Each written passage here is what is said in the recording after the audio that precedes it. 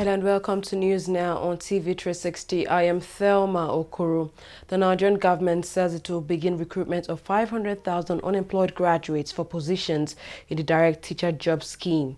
President Muhammad Buhari, in his May 29 Democracy Day broadcast to the nation, formally launched the unprecedented social investment programs already provided for under the 2016 appropriation by the administration. In a statement on Thursday, the government said interested persons can start applying from Saturday, June 11, 2016. The statement added that, quote, besides their monthly take-home pay estimated at about 23,000 naira, the selected 500,000 graduates will also get computer devices that would contain information necessary for their specific engagement, as well as information for their continuous training and development. They get to keep the devices even after exiting the program, end of quote. Still on unemployment, Nigeria's Minister of Information and Culture, Lai Mohammed, has restated the government's determination to partner with all stakeholders towards the enhancement and growth of the creative industry and diversification of the Nigerian economy. Speaking while playing host to the Tony Elumelu Foundation in Abuja, the nation's capital, Mohammed described the meeting with the foundation as an avenue to share ideas on how to grow the nation's creative industry and develop its obvious potentials. In the same vein, Chief Executive of the foundation, Parminder Ville, revealed that the foundation is set to empower 10,000 Nigerian entrepreneurs over the next 10 years. While the creative artist does not understand the business world, the business man also does not understand the creative industry. And it is the lack of this gap that is largely responsible for the underdevelopment of the industry.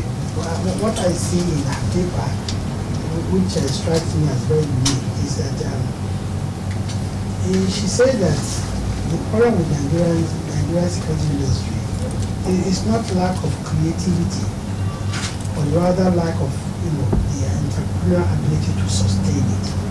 This is a $100 million commitment by Mr. Tony Elumelu to empower 10,000 entrepreneurs over the next 10 years. In 2015, we selected 1,000 entrepreneurs from 20,000 applications from 53 African countries. The largest contingent of that selection was obviously Nigeria. Why? It has the largest population across Africa, a fastest growing economy in sub-Saharan Africa, but Africa as a whole. A very, very young entrepreneurial population, phenomenally creative and phenomenally innovative young population. That is an asset that this nation has. Yeah, and entrepreneurship and entrepreneurial endeavors is in the Nigerian DNA. That's what we discovered, and it is designed to weed out grantpreneurs from entrepreneurs.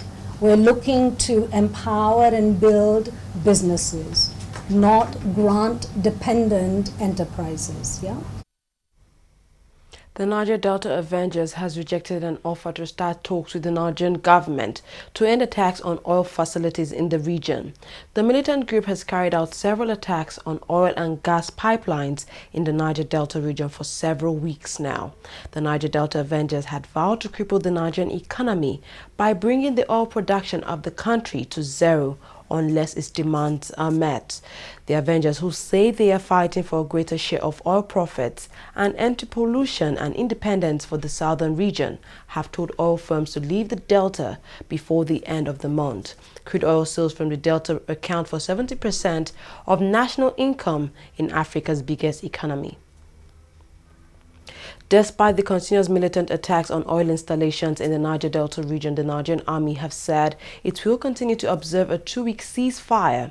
Ibrahim Atahiru, who is a Major General and General Officer commanding of the 82 Division of the Nigerian Army, revealed this while briefing journalists on the outcome of a meeting held at the Army headquarters in Abuja. He said the decision was part of the resolutions reached at the meeting of field commanders and principal staff officers convened event by the Chief of Army Staff Tukur in Abuja. He, however, warned that the military would resume its operations in the region if the militants continue to disregard the ceasefire.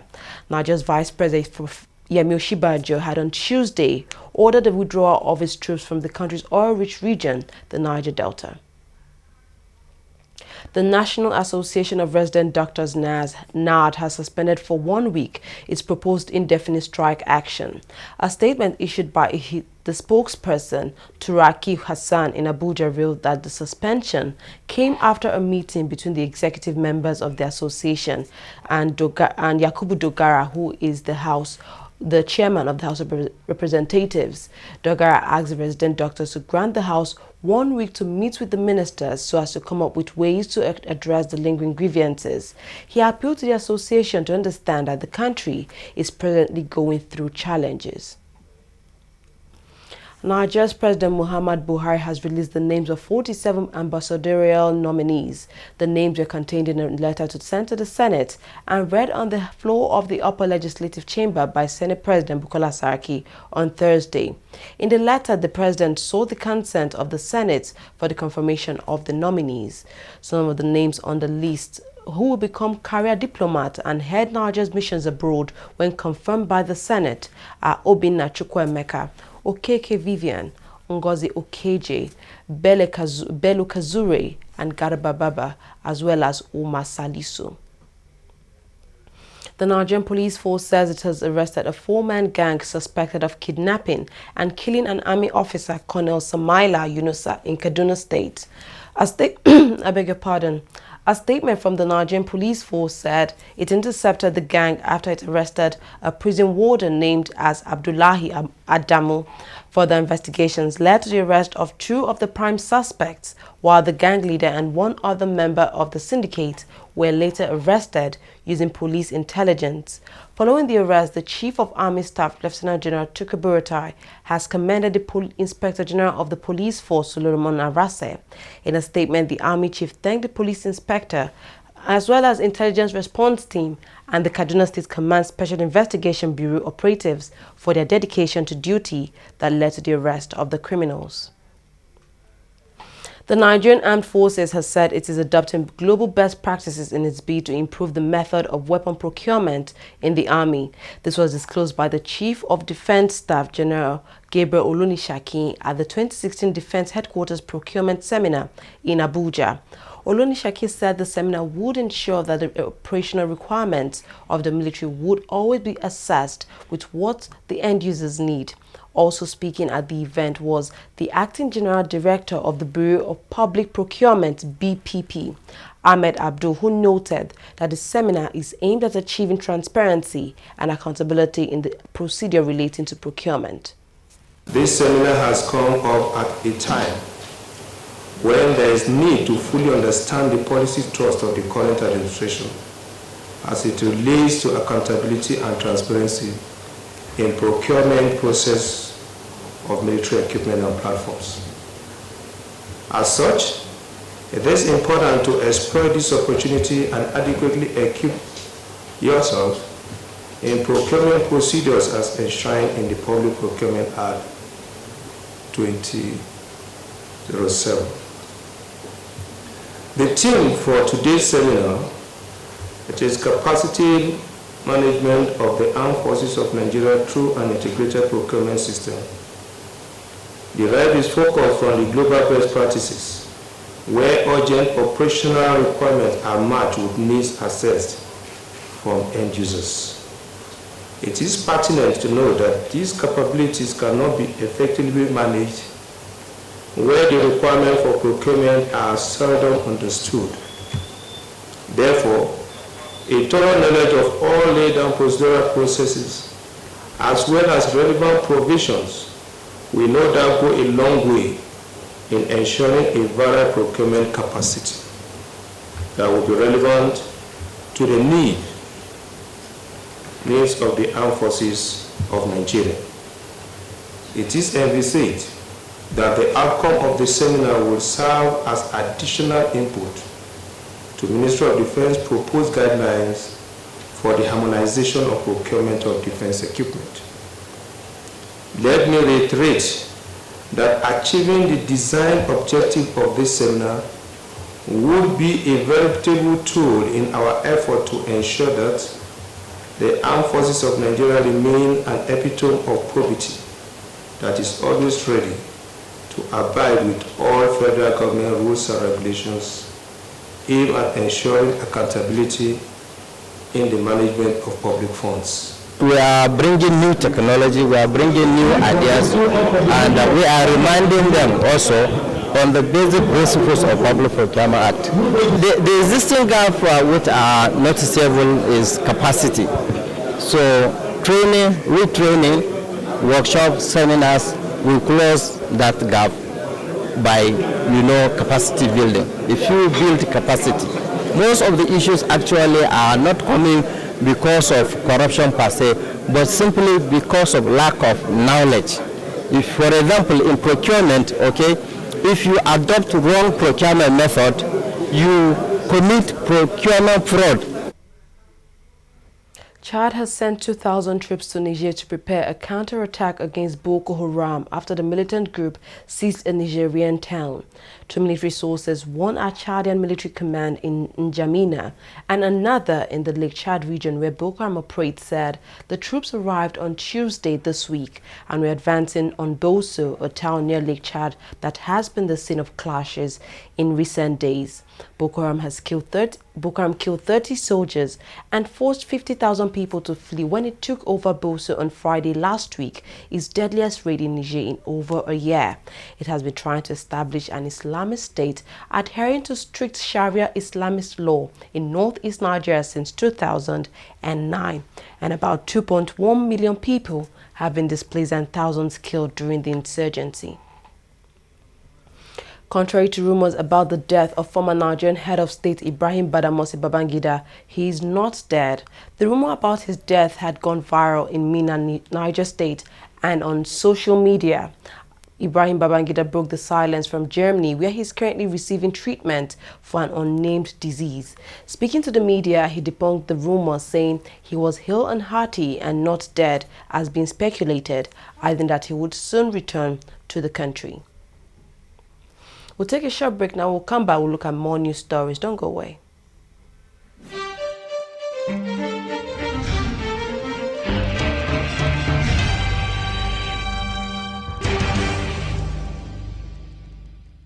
Corruption not in my country. How work? Oh, correct, Oga. What is it that you are doing? Oga, they come out the part now. Make we go sell for. Oga, na correct kuzabi this so. Oga Titus and him boys them. They do one. They will come out the original parts, sell them, make plenty kusa. No wonder our customers bring the generator back to our workshop because they're bad. And not because of stuff. Now because they overuse the generator. Plus say NEPA no they give them electricity. Before I open my eye, Makachuku look at my talk in the heaven. Replace this original generator parts back inside this generator of my customer. In short, before we do frog jump. One. Frog jump. 1, 2, 1. Stealing of generator parts or changing of original parts to a fake one. That is the corruption. Not in my country. Corruption not in my country.